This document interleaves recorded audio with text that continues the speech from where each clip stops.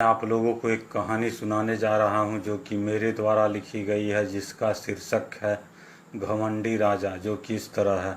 बहुत समय पहले की बात है। एक राजा था जिसका कि नाम मंगल था।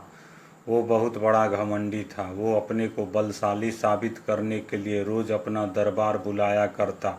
सारी प्रजा रोज उसका गुणगान किया करती। एक बार मंत्री के कहने पर राजा ने दूर दराज इलाकों से भी लोगों को आने का निमंत्रण दिया। सभी रोज आते और राजा का गुणगान कर चले जाते। राजा मंगल यह सब देख बहुत प्रसन्न होता। एक दिन एक साधु राजा के दरबार में आया और वो राजा का गुणगान न कर संसार को रचने वाले भगवान का गुणगान करने लगा और कहने लगा, इस संसार को चलाने वाले न तो आप है और न ही मैं। हम सब उसके आगे तुच्छ प्राणी है। सबसे बड़ा और ताकतवर वही है। राजा मंगल यह सब सुनकर क्रोधित हो जाता है और उसे धक्के मारकर दरबार से बाहर निकालने का आदेश देता है। यह सब करके भी राजा का क्रोध शांत नहीं होता। एक दिन राजा उस साधु के कुटिया तक पहुंच जाता है। राजा को देख साधु उसका तिरस्कार न कर उसे आदर पूर्वक बैठाता है। कुछ समय पश्चात साधु राजा को भिक्षा से प्राप्त भोजन करने को देता है। वह थोड़ा मुंह लगाकर न खाने की इच्छा जाहिर करता है।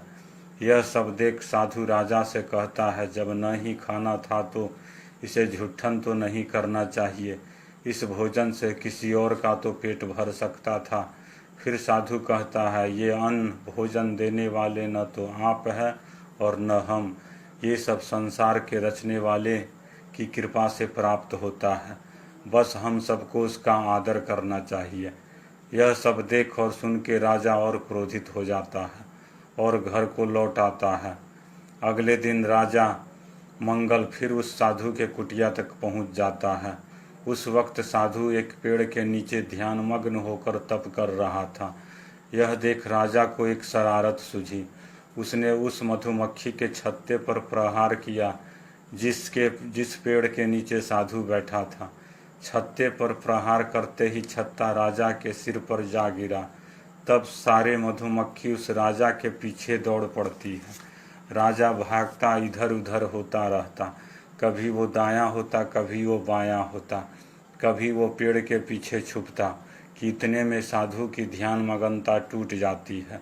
तब वह राजा को एक कंबल लाकर देता है। तब वो राजा उस कंबल में अपने शरीर को छुपाकर उन मधुमक्खियों से छुटकारा पाता है। यह सब देख साधु राजा से कहता है, जो अपने शरीर की रक्षा स्वयं इन छोटे छोटे मधुमक्खियों से नहीं कर सकता है, वे दूसरे की क्या रक्षा करेगा। दूसरे का हित ऐसी कैसे हो सकता है।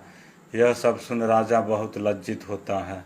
यह कहानी हमें यह सिखलाती है कि हम सबको कभी भी किसी बात का घमंड नहीं करना चाहिए और खुद को कभी भी बड़ा साबित करने से बचना चाहिए। और इस कहानी से हमें यह भी सीख मिलती है कि कभी भी हमें यह नहीं समझना चाहिए कि हम सबसे ताकतवर हैं और सबसे बलशाली है। राजा जो कि सबसे बलशाली कहलाता है, वो भी मधुमक्खियों के आगे बहुत छोटा हो जाता है और अपनी जान नहीं बचा पाता। कहने का अर्थ है, अगर हम बलशाली समझते हैं तो वह अहंकार है, घमंड है।